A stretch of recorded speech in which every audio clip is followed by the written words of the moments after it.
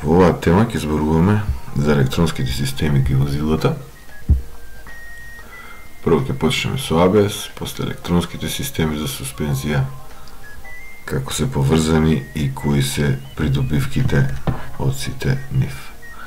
Оваа тема е малку повеќе опфатна, значи обидете се барем дел да разберете од неа, бидејќи мислам дека содржината на целата тема е малку пообемна во однос на останатите. Па да почнеме со историјатот на ABS или антиблокирачките системи за стопирање.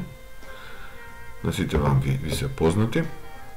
Може би не ви е познато тоа што антиблокирачкиот систем за стопирање е потекнува во 1970 година, значи тогаш е за прв пат представен, во 70-тите години поточно, на минатиот век, значи тоа ќе му дојде пред околу 50 на години. И понатаму се развива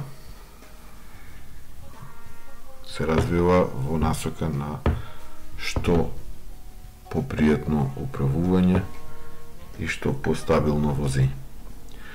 Така во 80-тите години е представено подобрувањето на ABS преку контролата за влечење, TCS или Traction Control System. Потоа во 90-тите години е представена контролата за стабилност на возилото или VSC, Vehicle Stability Control. И потоа во првата деценија на 21 век се направени повеќе подобрувања, следејќи ги насоките од претходно, па така во почетокот е воспоставена оптимизација. Тоа е представено на сликата од десната страна. Во почетокот е воспоставена оптимизација, значи во долниот лев агол од тоа квадратче малку тешко се препознаваат фотографиите, таква е малку послаб квалитет сликата, но истите информации може да ги најдете на интернет во многу поголем квалитет, многу подобар квалитет. Потоа следела оптимизација на возењето и управувањето, па високо реактивна контрола на возилото и на крајот фаза 4 предвидлива контрола на возилото.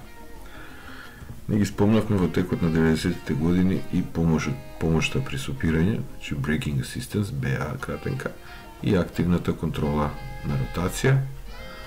Може би ово последно ви е малку посложено, значи тоа подразбира кога возилото се движи во остри свиоци со голема брзина, се случува проблем со стабилност, кој што е поврзан со ротирање на возилото, значи може би некој од вас може да се сети на таква ситуација во која заради преголемата брзина возилото заротира и постои опасност од превртување, па со ова ARC е извршено подобрување во таа насока да се подобри стабилноста.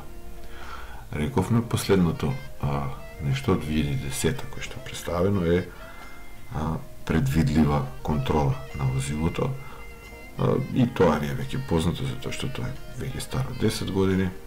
Станува збор за сензори на возилото кои што се поврзани преку електронската управлачка единица со моторот, со кочниците и со останатите работи, така што ако возилото дојде во непосредна близина на друго возило, на некој пешак или на некоја друга препрека, да се исклучи моторот и да да престане да работи и да закочи во истиот момент, за да не се случи несреќа. Тоа е направено со радарски и оптички сензори и со некои искуства претходно од управувањето со возилата. Да почнеме со ред. Значи прво е системот за деблокирање на собирачките, ABS или анти-блок систем. Значи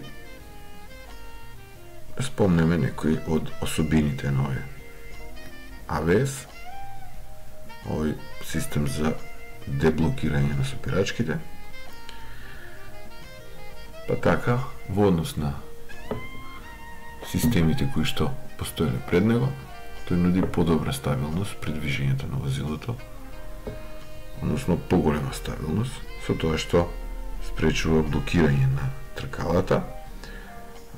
Тоа може да се случи кога притисокот кој што се создава во линијата за сопирачките се зголемува и може да дојде близко до прагот до кој тркалото би се заклучило. Па, за да се спречи ово заклучување, ABS се користи ABS и на тој начин се подобрува стабилноста. Потоа подобрено целосно сопирање, односно управувањето со возилото, кога сакаме да се постигне целосно сопирање или целосно да запре, да застане во место, може да настане проблем доколку на патот има некоја течност, доколку е подмрзнат, некој ситна песок или слично. Па така, дури и ако сопирачката е целосно притисната, кога се користи ABS, се уште може да се управува со насоката на движење на возилото, например ако станува збор во некои кривини или да се избегне некоја препрека на патот. Односно, додека се користи ABS-от, продолжува управувањето со возилото, не е вкопување на возилото кога што би било случај кога не би имало ABS, затоа што на тој начин може да се случи пролизгување. Потоа со ABS има и пократко растојание за целосно сопирање, односно од моментот кога ќе се притисне сопирачките до моментот кога возилото потполно ќе застане. Ова може да биде проблем, нели, со истите ситуации кои што досега ги наведовме заради некои лоши услови на патот, како што е подмрзнатост или слично. Тоа ABS-от е така направен за да се намали тоа растојание до целосно сопирање. Сепак, освен овие три добри особини, ќе спомнеме и еден недостаток, а тоа е дека ABS не го решава проблемот за стабилност ако се движиме со голема брзина на возилото во свиоци.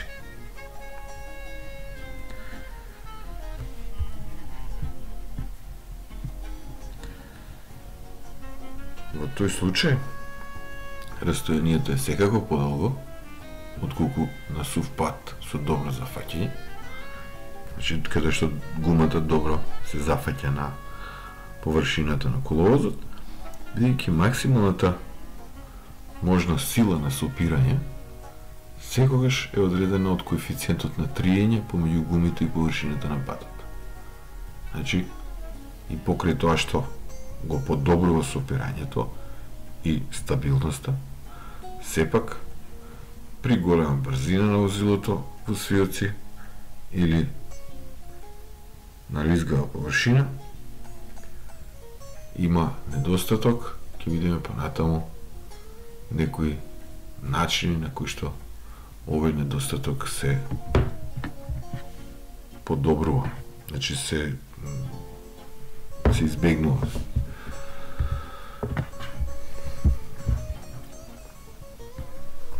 продолжение ќе спомнеме и за напредната контрола на возење или Advanced Cruise Control како едно подобрување, а потоа ќе се навратиме на некои елементи на антиблокирачкиот систем.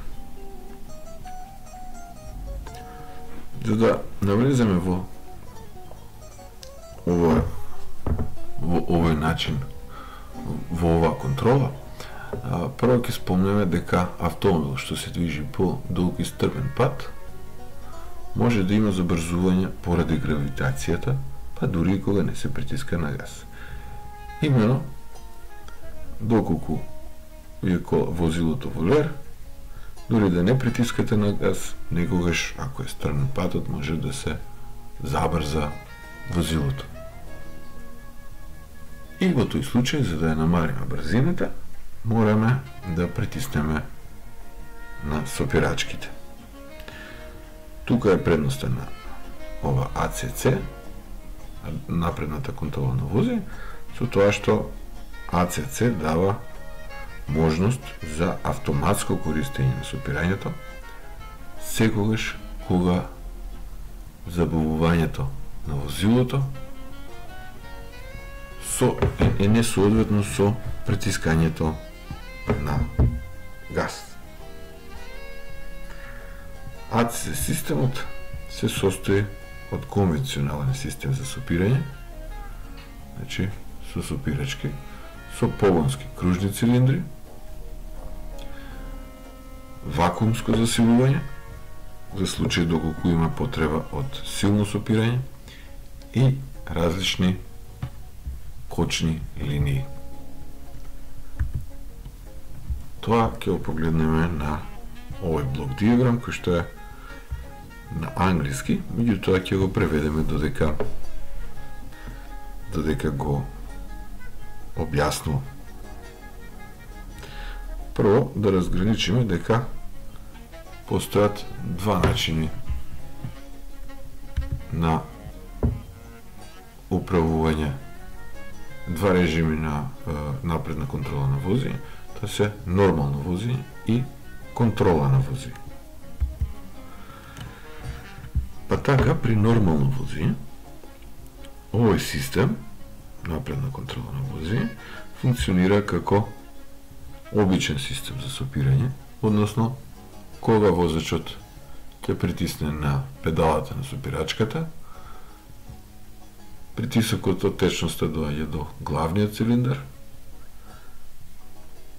тече преку линијата на сопирачките А, тоа зборуваме нели за вториот блок диаграм од горе.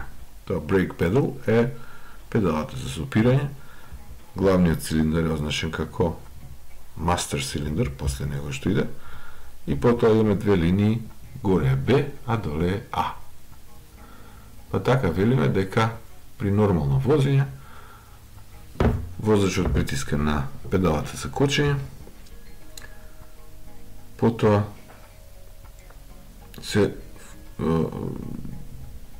преку притисокот се активира главниот цилиндар и преку линијата А, линијата на сопирачките А, течноста доаѓа до спојот што е означен како CV2 и CV1. Гледате, тоа се две стрелки. Тоа се всушност вентили. CV1 и CV2 се вентили. Гледате, едниот е према горе со стрелка, другиот е CV2 е према лево, а CV1 е према горе. Па потоа контролниот вентил CV2 ја блокира течноста за сопирачките, затоа што стрелката му е во спротивна насока од каде што би доаѓала течноста, додека CV1 ја пропушта, така што течноста доаѓа до блокот пумп или пумпата. Потоа, преку вентилот за примена на сопирачките, или овој apply valve, што е после блокот пумп, тој е постојано отворен. Преку него има проток до цилиндрите на секоја од тркалата и на тој начин се применува кочењето. Значи, при нормално возење, кочењето оди брейк педал, мастер цилиндар, А линијата, потоа доаѓа CV1, памп, apply valve и цилиндарот на тркалото, на сите тркала. Ова е за едно тркало нацртано и тоа за сите тркала важи истото. Од друга страна, во режим на контрола на возењето, тоа е веќе она преднос кај напредната контрола на возење. Значи, ова при нормално возење веќе ни беше познато. Ова што е ново е режимот за контрола на возење. Па тука игра улога овој блок доле, лево, на кој што пишува ACC controller на англиски. Тој управува тогаш со кочењето. И повторно имаме тука една линија А, од него која што излегува, значи сега истата линија, преку која доаѓа до apply valve или вентилот за примена на супирачките.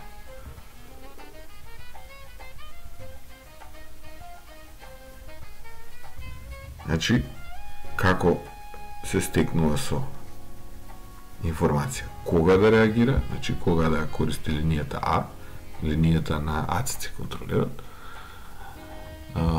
одлучува преку сензорите кои што му се навлез.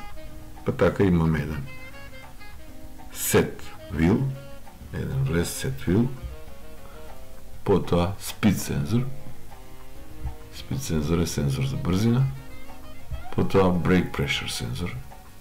Brake pressure sensor е сензор за притисната кочница.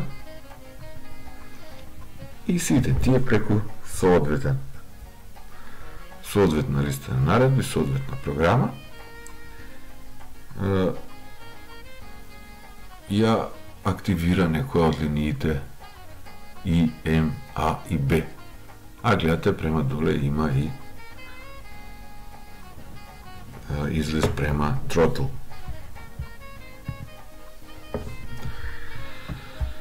Секогаш кој ќе има помало забавување, значи помало намалување на брзината, напредната контрола на возење или овој ACC контролер автоматски ги активира супирачките. Во овој автоматски режим на возење, преку линијата М, која што гледате оди до елементот мотор, М значи мотор и доаѓа до некој мотор горе, тоа е над пумпата. Над блокот пумп има мотор. Го активира моторот и на тој начин управува со пумпата. Па така моторот ја погонува пумпата за да притисне повеќе течност кон супирачките преку притисниот вентил или овој apply valve што беше и претходно, кој е постојано отворен и така стигнува до цилиндарот за кочење на секој од тркалата. Во исто време, вентилот release valve, што е под него, или испусниот вентил, останува затворен и на тој начин се применува кочењето. Значи, apply valve е за да кочи, release valve е за да го отпушти кочењето. Притисокот на течноста за сопирање може да се регулира и со промена на изолациониот вентил, а тоа е горе isolation valve, означен, со што дел од течноста за сопирачките се враќа назад кон главниот цилиндар, и гледате стрелката преку линијата Б, доколку не е потребен висок притисок на течноста за сопирање, односно доколку не се применува кочење. Тоа значи повисок притисок на течноста за сопирање, значи поголем притисок врз цилиндрите за кочење и значи кочење. Доколку треба да се отпуштат сопирачките, кажавме, се затвора apply valve или вентилот за примена на сопирачките, а се отвора release valve или вентилот за ослободување. За ослободување на сопирачките. Друга можна апликација за автоматско сопирање е за подобрено ракување со возилото кога има потреба и од кочење и од управување. Значи, еве гледате веќе оно недостаток на ABS кој што го спомнавме, тука веќе се направени подобрувања за да се реши. Односно, со ACC може во исто време и да се кочи и да се управува. А тоа би било корисно при сопирање во остри кривини. Значи, рековме, напредната контрола на возење пред се ја воочува разликата помеѓу брзината на возилото и потребата за кочење. Така, ако има некој проблем, ACC-то или напредната контрола прикочува дури и при управување, значи дури доколку не се притисне на кочница, туку контролерот или електронската управувачка единица одлучи дека треба да се прикочи.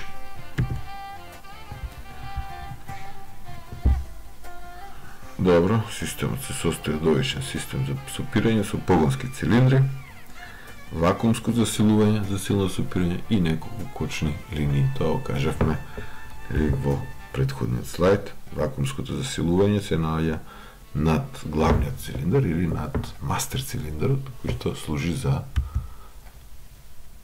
силно сопирање. И кочните линии се оние кои што ги кажавме кочна линија А, кочна линија Б, преку која што се враќа течноста понатаму четирите елементи на управување на контролерот за напредна контрола на возење. И тие работи ги кажавме. Одиме понатаму, контролер за пролизгување на гумите или контролер за лизгање на гумите. Значи, лизгањето на гумите може да се случи во две ситуации, една е при кочење, друга е при возење. И во едниот и во другиот случај причината е значи лошата впареност на гумите со подлогата, на тркалата со подлогата. И со ABS, значи друга корист од антиблокирачкиот систем е тоа што може да ги спореди двете брзини на различни тркала, иако е потребно кочење од едното погонско тркало, да го прикочи и да спречи празно вртење на тркалото, односно да спречи пролизгување. Значи, модулаторот на притисок, кој што се користи во антиблокирачкиот систем, се користи и за контрола на лизгањето на гумите, односно тој модулатор е хидравличен модулатор на течноста и кога велиме модулатор, значи дека управува со притисокот на начин на кој што е најдобро да се постигнат барањата за полесно управување и за помирно возење.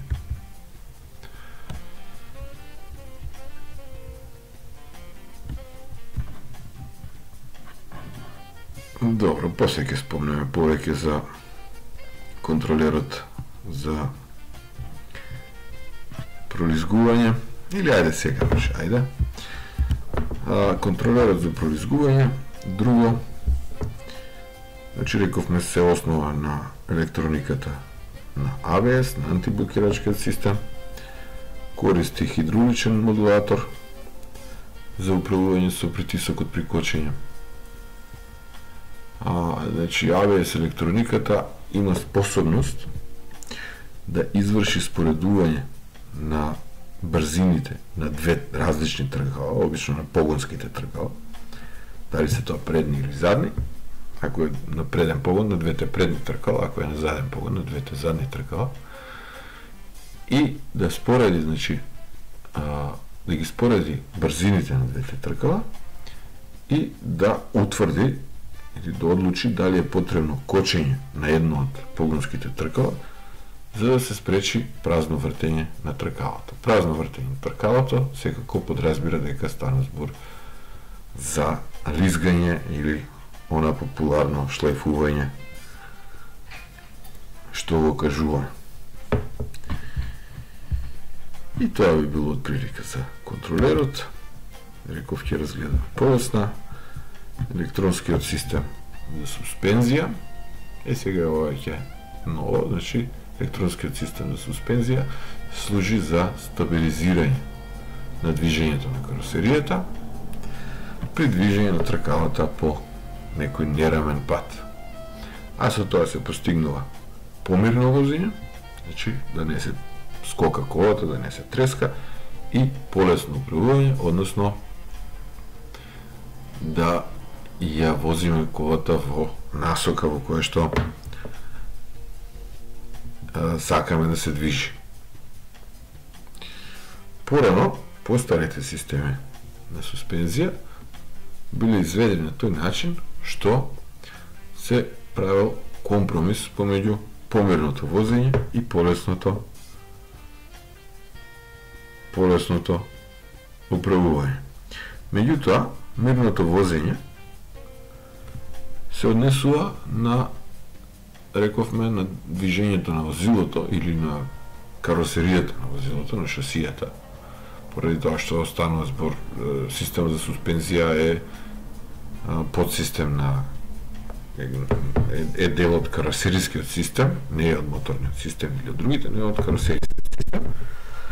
Па така мирно возење се однесува на движењето на возилото или каросеријата на возилото, што се јавува како реакција на дупките или неравнините на патот. Односно, колку повеќе дупки, знаеме, толку понемирно возење. Додека, од друга страна, управувањето се однесува на тоа што помалку автомобилот, или па ќе кажеме шасијата на автомобилот, да реагира при динамично возење, како например во свиоци, на замрзнат коловоз, на песок или слично. Значи, од една страна, помирното возење бара што по рамен пат, додека полесното управување бара што по прав пат. Може така да кажам. Полесното управување бара што подобро впарување со подлогата, значи тркалото со подлогата да биде што поголемо триење да има. Или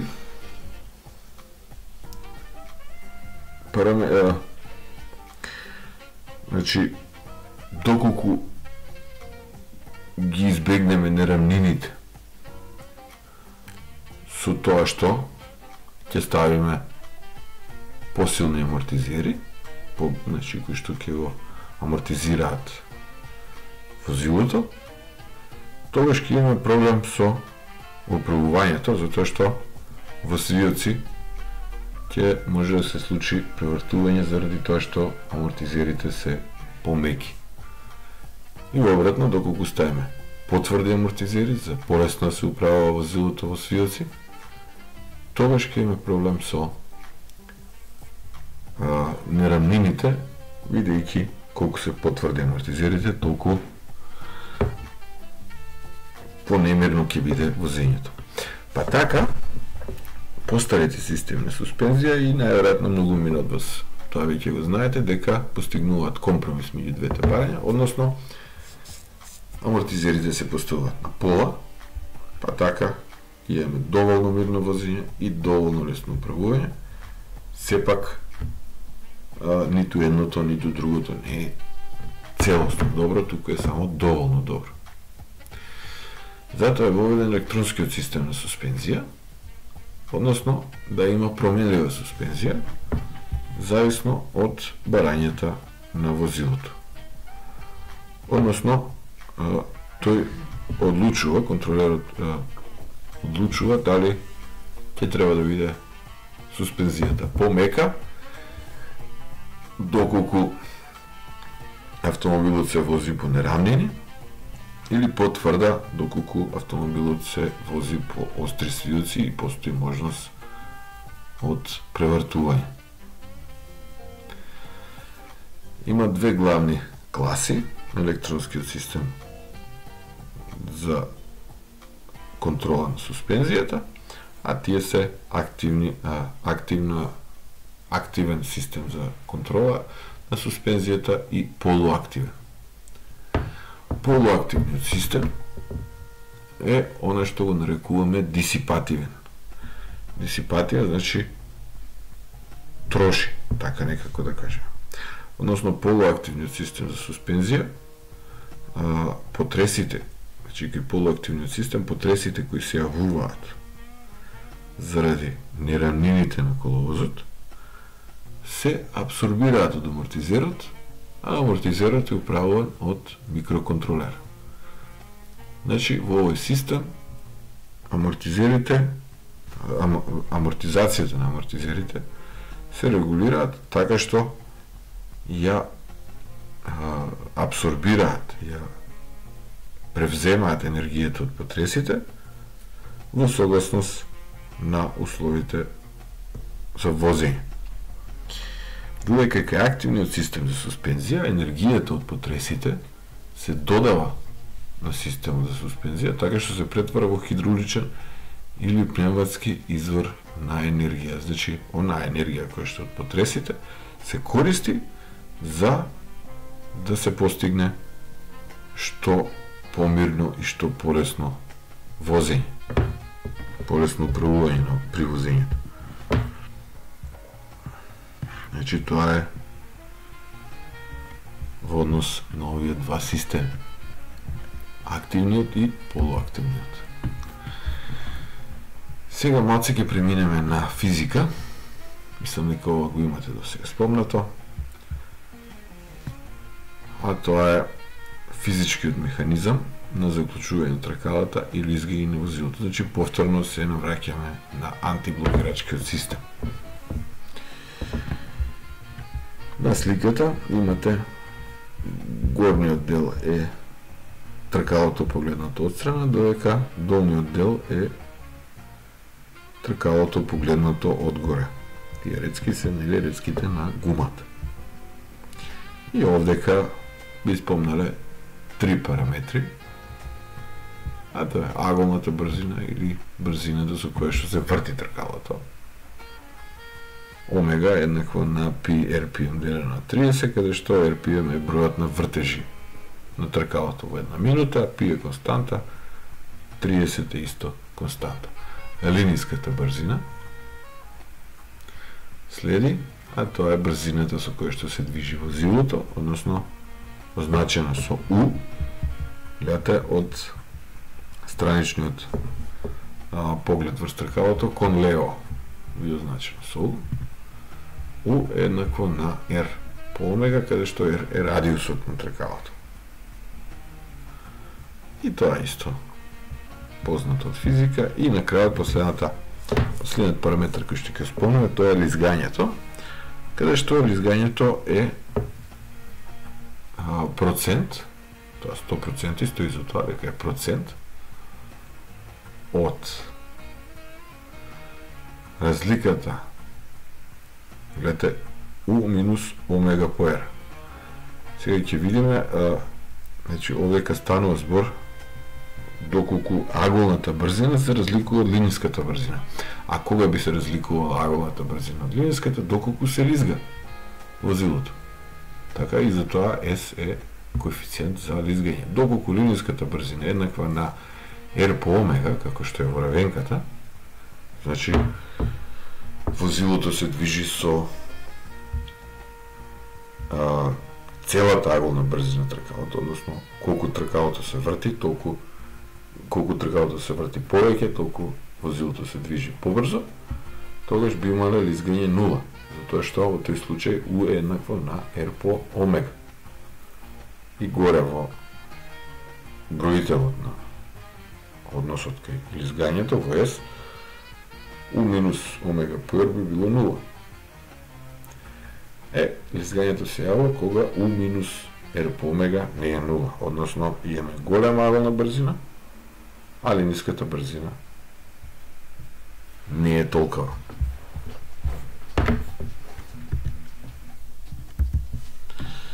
Тука имаме и некои други параметри, кои што би можеле да ги спомнеме од сликата, значи N, FB, FL и ајде накратко и TB, така ли TB е спомнато, уште и тоа го забравам.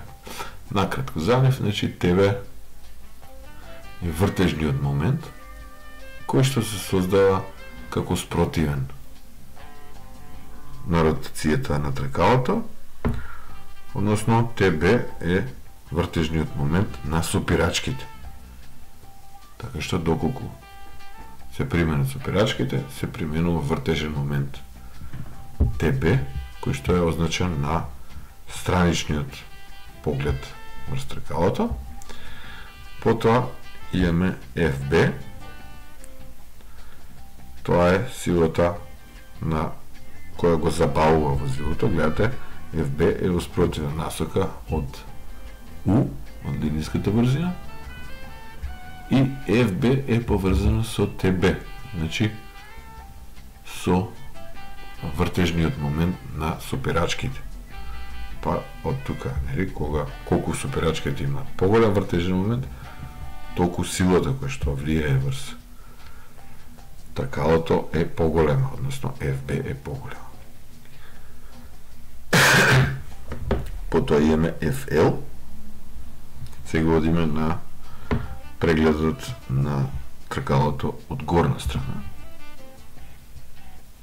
FL е страничната сила која одржува контролата на насоката на автомобилот.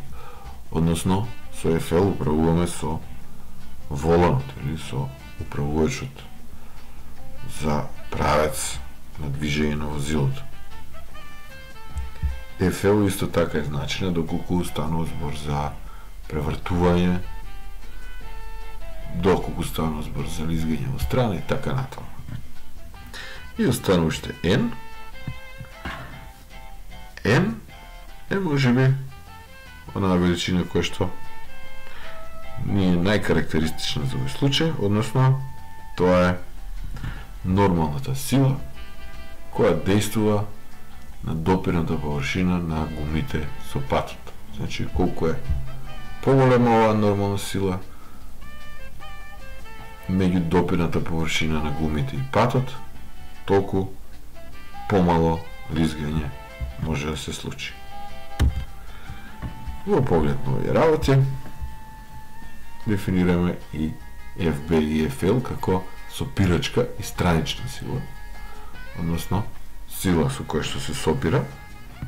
FB е еднаква на N, силата на допирот на гумите со патот, по некој коефициент МБ, кој што е коефициент на триење при кочење, и странична сила FL е еднаква на N по МL, кој што е МL е коефициент на странично триење. Значи, нели, кога ако прикочиме, може да се случи возилото да се придвижи и лево-десно. И тоа е тоа МL. На сликата имате еден график на кој што е означена, добро, накратко ќе се злажем на него, значи тука имаме некоја вредност S0, а тоа е вредноста до која што се зголемува лизгањето. Значи S се зголемува до вредност S0, гледаме или дека ми B или коефициентот на триење при кочење до вредноста S0 расте, а потоа почнува да опаја. Значи до таа вредност се случува кочење, а потоа се случува пролизгување. Гледате овој линијата на ми B. Ако е лизгањето добро контролирано, сепак може да се одржи и управувањето со насоката на движење, дури и при лоши услови за сопирање, она што рековме дека не е потребно уште на почетокот. Во типичен антиблокирачки систем, контролата на лизгањето се врши со електронска контрола врз притисокот на сопирачката и тоа исто така го кажавме. На следната слика е како се распределени вртежниот момент на тркалото, те дуплове. Сега ова не е вртежниот момент на сопирање, туку ова е вртежниот момент на тркалото во однос на лизгањето. Значи, целиот вртежен момент кој што е составен од вртежниот момент на сопирањето и некој инерцијален момент кој што се јавува заради брзината. Таа го имате во текстот, не би наблегал многу. И слип, значи лизгање. Па гледаме како работи тука ABS, односно од левата страна на лизгањето имаме ниска lower limit point of slip for ABS. Значи, после таа може да се случи пролизгување. Од десната страна имаме горна граница. Тие вертикалните испрекинати линии. Додека гледаме ABS-от како функционира, значи кога ќе се случи максимумот на вртежниот момент и кога е можно да се случи пролизгување,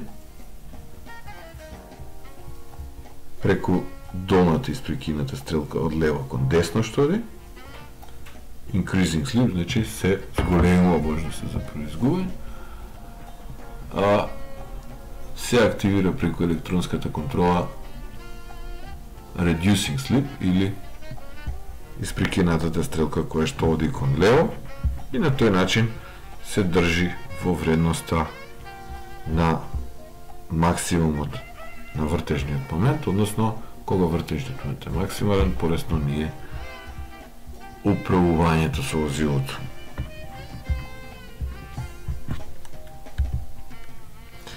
Механизам за модулација на притисокот на сопирачките. На сликата имаме еден механизам. Тука ви се горе доле напишени работите.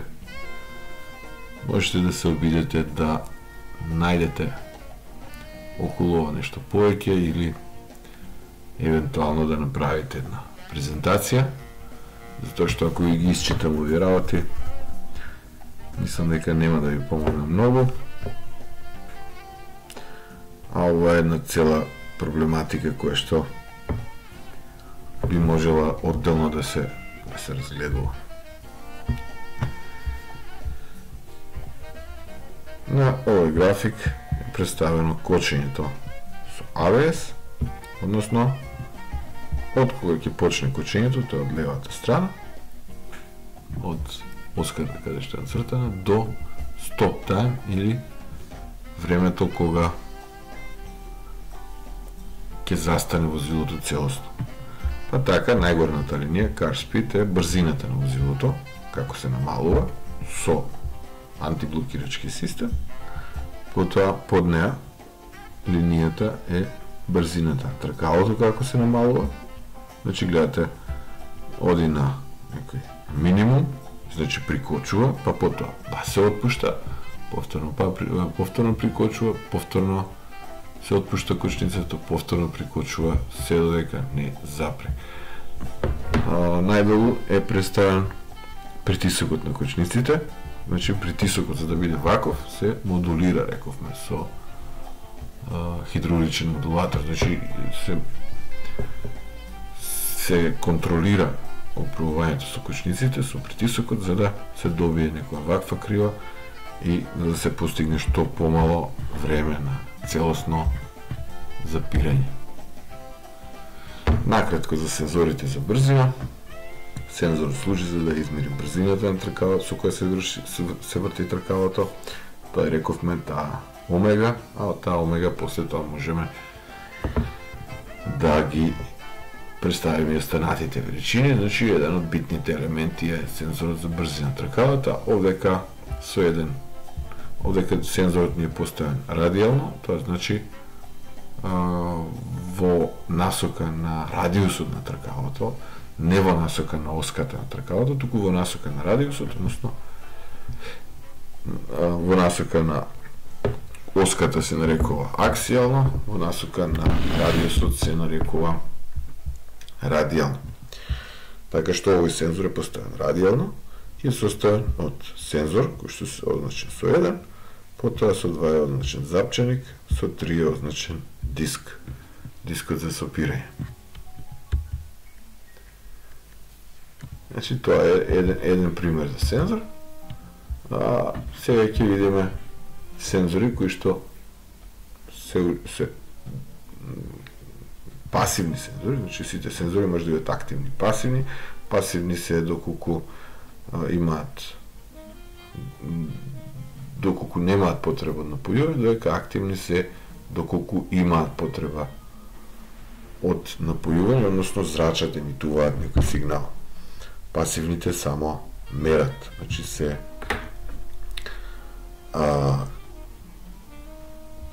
мерат некој друг сигнал, па на тој начин дојавуваат за промените кои што треба да ги наблюдуваат. Начинот на работа е представен долу на сликата десно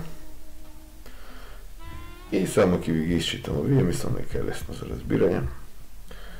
Т е времето, значи таа оската доле е Т е времето, потоа У е напонот и гледаме напонот со времето како формира една синусоидална крива.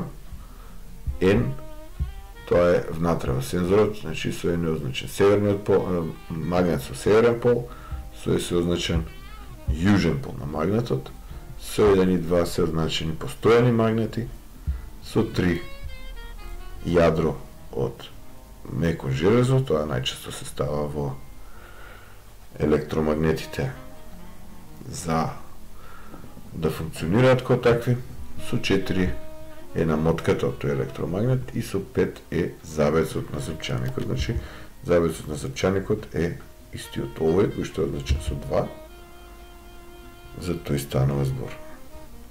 И при движење на завесот на српчаникот, кој што се наоѓа на тркалото од возилото, се менува магнетното поле и се создава тој напон кој што е прикажан доле на У од Т. Значи, гледате со промени, некои промени на запчаникот, се менува магнетното поле, гледате, тоа се 4 различни позиции. И така се формира во текот на времето, поради тоа што запчаникот се врти. Исто така постојат и магнетоотпорни или активни сензори за брзина тркала, повторно основани на магнет. Со 1 е означен сензорен елемент, со 2 е означен магнет, со 3 е држачот или прицврстувањето на сензорот за да може да стои.